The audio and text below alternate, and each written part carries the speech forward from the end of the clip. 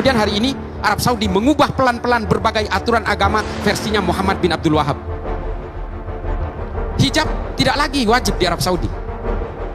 Saya pertegas ini karena banyak sekali dari kalangan fatayat dan muslimat. Di Saudi hari ini tidak diwajibkan memakai hijab.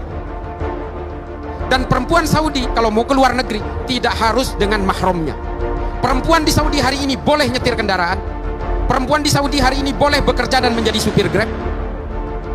Muhammad bin Salman kemudian diwawancarai oleh Frontline, bisa disimak di YouTube. Dia mengatakan, saya tidak mengubah ajaran agama, saya mengubah tafsir-tafsir agama. Pada akhirnya mereka sadar bahwa kita semua ini hidup dengan tafsir-tafsir agama. Tidak boleh mengklaim kebenaran dan kemudian seolah-olah orang lain yang berbeda dengan dia pasti salah.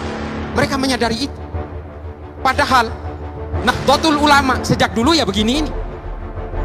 Kan yang getol selama ini mengajak untuk kembali kepada Quran dan Sunnah itu kan mereka. Karena mereka pernah meninggalkan Quran dan Sunnah. Kita tidak pernah meninggalkan Quran dan Sunnah. Jadi nggak usah ngajak-ngajak, kita sudah ada di situ dari sejak dulu. Dan kita tidak pernah gelisah oleh keimanan orang lain, kita tidak pernah gelisah oleh berbagai tafsir-tafsir.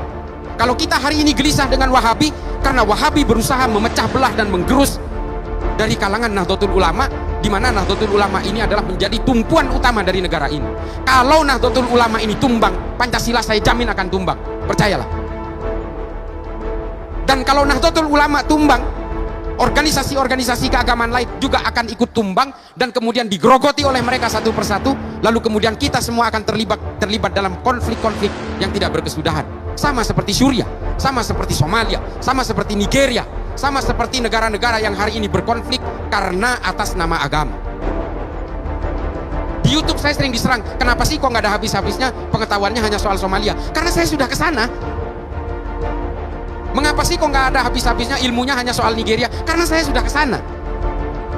Orang-orang seperti kita inilah yang kemudian digerus satu persatu, kemudian direkrut oleh mereka, sehingga apa? Mereka hari ini tidak lepas dari perang. Kalau hari ini mereka menyasar teman-teman dari kalangan Nahdien untuk berusaha direkrut oleh mereka, karena mereka ingin memecah belah di antara tengah-tengah kita. Supaya apa? Supaya mereka bisa menguasai negara ini. Mereka mengatasnamakan habaib, karena mereka tahu orang-orang Nahdien ini taktimnya secara luar biasa kepada para habaib. Saya pribadi ditipu oleh habaib berkali-kali tapi masih cium tangan. Ini saya. Saking taktimnya. Kenapa? Saya diajari oleh para ulama-ulama sepuh NU dari sejak kecil, saya harus hormat kepada dzurriyyahnya Nabi.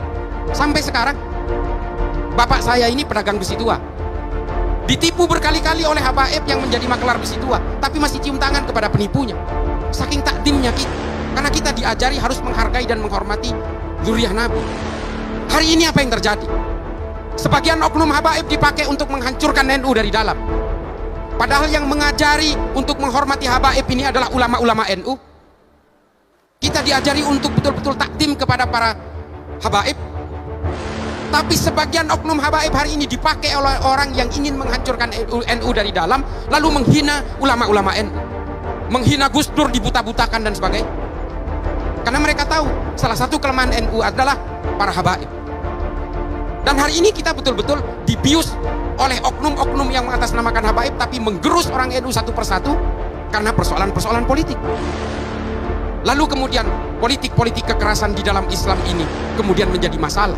Sehingga apa? Kesannya Islam itu identik dengan kekerasan, melahirkan Al-Qaeda, melahirkan ISIS, melahirkan Ayman Al-Zawahiri, melahirkan Osama bin Laden, melahirkan Abu Bakar Ba'asyir, melahirkan Oman Abdurrahman. Ini yang dilahirkan oleh umat Islam hari ini. Melahirkan Muhammad Seyhu, ketuanya Boko Haram. Ini yang dilahirkan oleh kita. Kita tidak lagi melahirkan Ibnu Sina, Al-Kindi, Al-Farabi, Ibnu Rus, Imam Ghazali, Jalaluddin Rumi, tidak melahirkan Ibnu Khaldun berikutnya. Kita tidak lagi melahirkan ilmuwan-ilmuwan. Kita tidak lagi melahirkan Al-Muqaddimah, Tahafud, Al-Falasifah, Ihya Ulumuddin, Tahafud, At-Tahafud. Kita tidak lagi melahirkan Al-Mujalasah wa Jahirul Ilmi. Kita tidak lagi melahirkan Irsyadul Ibad. Yang kita lahirkan hari ini, apa? Ma'alim fil Thoriq, Al-Wala wal Bara, versinya Wahabi. Yang kita lahirkan hari ini Idarat At-Tawahhush. Yang kita lahirkan hari ini Jahilatul Qarnil Isrin, yang ditulis oleh para ideolog-ideolog yang ingin membawa paksa Islam kepada kepentingan-kepentingan politik berbasis kekerasan. Ini yang kita kenal hari ini. Dan kita hari ini yang kita kenal adalah apa? gerakan-gerakan yang mengatasnamakan Islam, tapi kerjanya hanya menggunakan metodologi kekerasan. Hari ini umat Islam betul-betul dicekoki dengan mimpi-mimpi hegemoni politik untuk menghomogenisasi seluruh orang negara ini supaya sama dengan dirinya. Inilah kemudian yang mengacak-acak Islam kita. Kepentingan-kepentingan Barat, kepentingan-kepentingan Eropa, kemudian menjadikan Islam, umat Islam sebagai alat bentur antara sesama orang Islam. Umat Islam hanya menjadi boneka-boneka politik, menjadi mainan-mainan politik, untuk kemudian kita bertarung, saling tikam dengan sesama orang Islam. Dan kemudian khawarij modern lahir, menjadi penghasut bahwa umat Islam harus memilih ini. Kalau bukan memilih ini, maka dia bukan orang Islam. Inilah politisasi agama itu terjadi. Karena apa? Karena kita terbuai oleh mimpi-mimpi politik. Maka kemudian apa yang harus kita lakukan hari ini? Kembalikan kejayaan Islam ini bukan lewat jalur politik. Kembalikan Islam ini kepada ilmu pengetahuan agar Islam betul-betul berjaya seperti masa kejayaan Islam di abad-abad pertengahan. Tapi apakah umat Islam tidak boleh berpolitik? Boleh dan wajib. Supaya ruang-ruang politik ini tidak keluar dari jalur maqasidus syariah, harus orang NU haruskah berpolitik? Wajib. Supaya ruang-ruang politik ini tetap berada dalam tatanan sanad keilmuan para ulama Nahdlatul Ulama, tetap berpegang teguh kepada Ahlus Sunnah wal Jamaah An-Nahdiyah. Tetap harus. Orang Magelang apakah boleh berpolitik? Harus. Supaya suara orang Magelang terwakili dalam ruang-ruang politik, tidak dirugikan secara politik. Yang tidak boleh apa? Politisasi agama. Politik identitas, politik agama boleh. Yang tidak boleh adalah politisasi identitas dan politisasi agama. Makanya Kiai Yusuf harus berpolitik. Harus masuk ke dalam firqah-firqah politik. Supaya apa? Supaya suara kita ini terwakili, supaya ajaran-ajaran ulama kita itu tidak keluar, betul-betul ruang politik kita tidak keluar dari berbagai arahan para ulama-ulama terdahulu, dan ruang-ruang politik kita tidak keluar dari maqasidus syariah. Harus. Adik-adik sekalian yang masih muda, silahkan berpolitik, tapi jangan kemudian orang yang tidak memilih kalian dianggap orang yang bukan sepaham dengan kalian. Hari ini kan lagi lazim ini, kalau tidak memilih capres ini maka dia bukan dari golongan orang Islam. Lagi musim ini, gak boleh seperti itu. Ini namanya memecah belah umat. Oleh karena itu, marilah kembalikan politik Islam ini ke dalam ilmu pengetahuan. Kiai Yusuf kalau suatu saat menjadi top elit politisi, itu juga harus menggunakan ilmu pengetahuan. Harus. Masuklah ke jalur politik dengan ilmu pengetahuan, dan berilmu pengetahuanlah di dalam politik. Ini harus. Kalau berpolitik dengan ilmu pengetahuan, insya Allah kita akan menjadi politisi yang lurus, memperjuangkan umat. Ini semua politik kita ini berubah ketika Muhammad bin Abdul Wahab melakukan glorifikasi gerakan politik di Arab Saudi. Ketika Sayyid Qutb demi konsumsi politik dalam negeri Mesir kemudian mengilhami gerakan-gerakan politik kekerasan di seluruh dunia. Ini yang bahaya ini, Pak.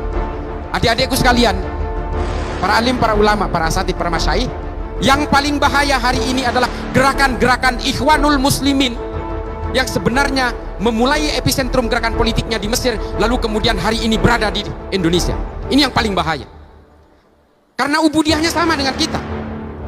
Yang namanya seorang ulama Hasan Al-Banna, pendiri Ikhwanul Muslimin ini, sama seperti kita, tidak mengharamkan ziarah kubur. Mereka juga maulidan, sama.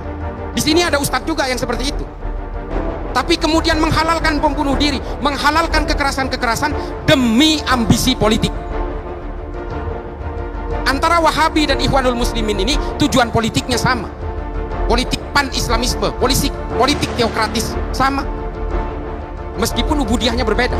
Orang Wahabi anti ziarah kubur, anti maulidan. Orang-orang Ikhwanul Muslimin menghalalkan ziarah kubur, menghalalkan maulidan. Tapi tujuan politiknya sama. Ingin menumbangkan Pancasila juga, dengan berbagai metodologi takiyahnya. Takiyah itu bukan hanya orang Syiah yang bisa bertakiyah. Hari ini semua orang bisa bertakiyah. Kelompok-kelompok Wahabi juga bertakiyah, kelompok-kelompok Ikhwanul Muslimin bertakiyah, kelompok-kelompok sebagian oknum habaib juga bertakiyah. Jadi mohon kita pahami di sini, semua gerakan politik Islam, harokah keislaman kita, siasah Islam kita kemudian melenceng ketika dibelokkan oleh